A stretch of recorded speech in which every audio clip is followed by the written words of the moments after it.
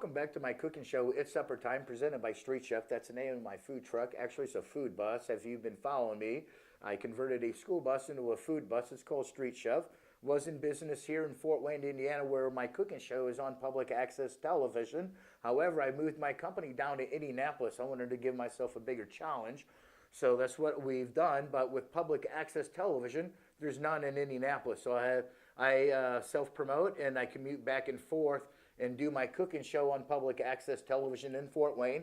I'm also on Fairfax, Virginia, Oklahoma City. I want to thank George Singleton down at Troy University allowing to have my show on maybe a daily basis or a weekly basis, whatever.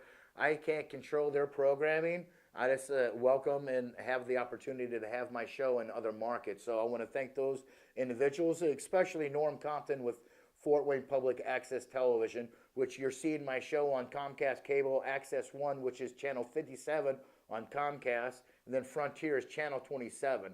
So right here in front of me, I have the reason why we're here over at Epiphany Lutheran in Fort Wayne, Indiana.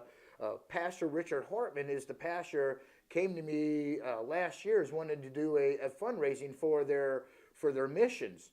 So I was like, hey, have you wanted to do a fish fry? And he's like, well, we've never done one. So I came, got on board and showed him here's what we're doing, would have the opportunity, gave him the contacts who he wanted to contact to get this ball rolling. Now it's his second year. Helped him raise quite a bit of money for their mission work and for their retreat for the kids for what they did last year. So when we come back, I want to thank Mike Meese with Meese Breading. They're out of West Bend, Wisconsin. That's Meese.com is their website.